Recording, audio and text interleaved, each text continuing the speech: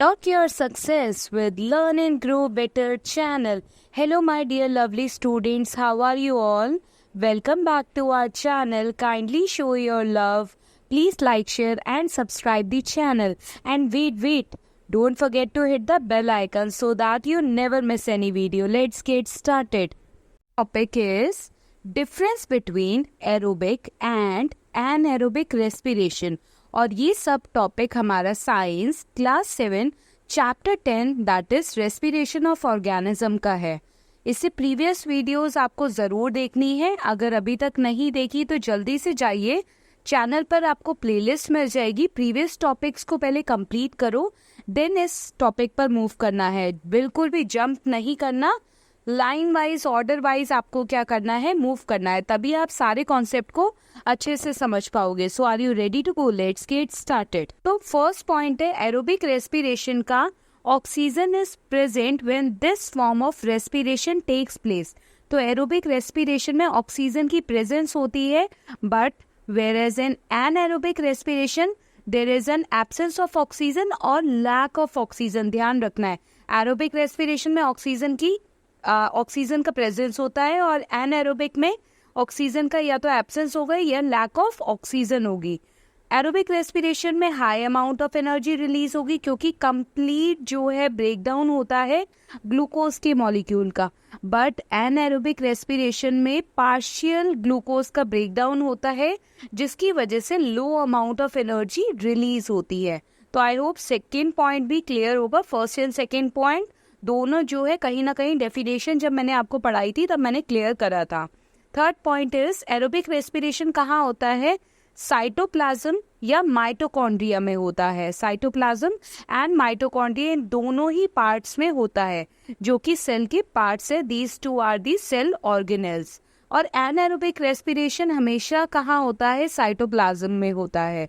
ध्यान रखना है, aerobic respiration cytoplasm and mitochondria में होता है और एनाएरोबिक रेस्पिरेशन साइटोप्लाज्म में होता है. अब next point is glucose break down into carbon dioxide and water. इसमें ग्लूकोज जो है ब्रेक डाउन होकर carbon dioxide and water release करता है. यस, एनर्जी भी रिलीज करता है ना हाई अमाउंट. और एनाएरोबिक रेस्पिरेशन में अगर ऑक्सीजन की एब्सेंस है तो उस केस में एल्कोहल रिलीज होगा, कार्बन डाइऑक्साइड रिलीज होगा. कौन सा एल्कोहल? Ethyl alcohol. और अगर इन दी लैक ऑफ ऑक्सीजन जो है रेस्पिरेशन प्रोसेस हो रहा है तब भी एनाएरोबिक रेस्पिरेशन होगा. उस केस में लैक्टिक एसिड रिलीज होता है. यस, दोनों ही केसेस में एनर्जी रिलीज होती है. एक में enormous amount of energy that means high amount of energy और एक में low amount of energy release होती है. अब एरोबिक रेस्पिरेशन का एग्जाम्पल क्या है? All higher organism such as mammals have this type of respiration. जितने भी हायर ऑर्गेनिजम्स होते हैं सच एज मैमल्स उनमें एरोबिक रेस्पिरेशन होता है. Lower organism such as bacteria and yeast use this type of respiration.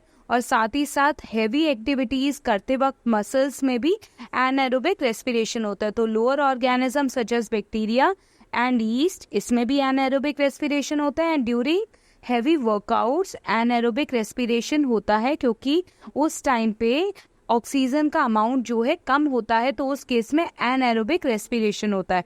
वो कैसे होता है वो सब हम अपनी वीडियोस के थ्रू कवर करेंगे. आई होप आपको डिफरेंस क्लियर होगा aerobic respiration and anaerobic respiration. These two are the types of respiration. और ध्यान रखना है एनाएरोबिक रेस्पिरेशन के फिर फर्दर दो टाइप होते हैं और वो फर्दर दो टाइप क्या होंगे? या तो ऑक्सीजन का अमाउंट जो है लिमिटेड होगा, ऑक्सीजन का अमाउंट लिमिटेड होगा, या तो ऑक्सीजन का अमाउंट बिल्कुल नहीं होगा. तो ये दो केस आपको ध्यान रखने हैं, ऑक्सीजन का अमाउंट बिल्कुल नहीं होना. Thanks for watching. Please like, share and subscribe the channel. Learn and grow better.